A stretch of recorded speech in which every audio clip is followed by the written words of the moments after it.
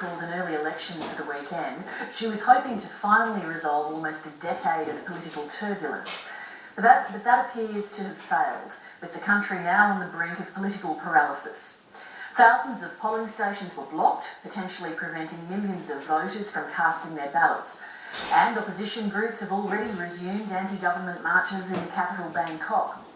The government's likely to be returned on the votes cast, but will struggle for legitimacy, as Southeast Asia correspondent Samantha Hawley reports.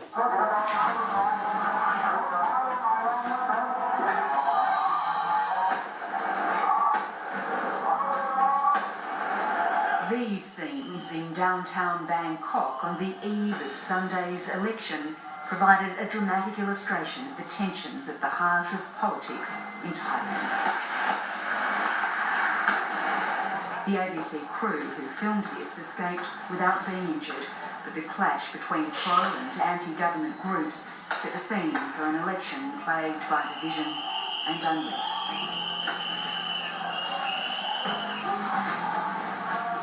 The longer this round of protest, the likelihood of violence will grow, because you have now the protesters on one side, they get what they want, but the other side, we also have a lot of Thais on the other side, and they will have their turn, and I think that they will also rise up, and we could see some kind of a longer-term confrontation that could be violent. At their peak, it's estimated anti-government protest crowds topped 200,000, but it's a figure that hasn't been sustained. Instead, it's small crowds like this that on Sunday managed to shut down voting in parts of Bangkok. Unable to get ballot papers past them to distribute across the local electorate, police give up. Voting's cancelled for those who live in the area. The government's chief security advisor arrives to oversee the decision. Eventually they have to make a ruling, and I'm afraid that they have to call it off, and we would have a by-election at this location. But this wasn't an isolated case. Small by-elections will have to be held in 69 constituencies nationwide. Voter turnout in the capital Bangkok was low at 26%. Across the country, protesters succeeded in shutting down 10,000 booths. Chuvit Kamavisit is an MP with quite the reputation. A former massage parlour owner is trying his hand at politics. He didn't get to vote and claims to have been attacked as he walked down the street to see if his local booth was open. Here we see footage of that moment, although we can't verify its authenticity. Someone attacked me. They spreading water in my face. And then they grabbed my shirt. So my bottom is gone. They tried to hit me, and I hit back. And they're falling down the ground.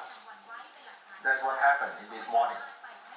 And what do you think it's done to Thailand's reputation, this whole problem?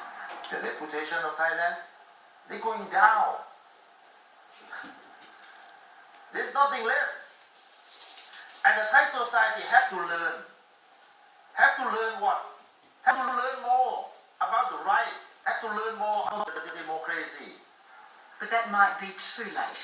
Already moves are underway by opposition forces to have the election nullified in the courts. The costs will rise, and the grievances will mount, and it will become unbearable and untenable, and someone will do something. I think that something will give. And a nation accustomed to military coups now seems to be turning to the courts in a bid to topple a democratically elected and popular government.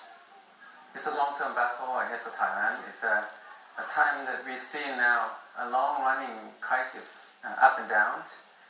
Since 2005, 2006, it began really with the rise of Thaksin. He awakened a lot of voices now that are clamoring for a piece of the pie, a share of Thailand. Thaksin Shinawat, living in self-imposed exile to avoid jail time for corruption, the former Thai leader can only watch from afar as his nation edges towards self-destruction. His sister, Prime Minister Yingluck, is popular among the poor, but protesters say she's a puppet for her brother and the Shinawat rule needs to end for good. They're calling for an unelected People's Council to be installed to bring about political change. But the burgeoning middle class, mainly yellow shirt royalists, cannot get past the fact they're in the minority, and as crowd numbers dwindle and their opponents rise up, their task becomes harder by the day.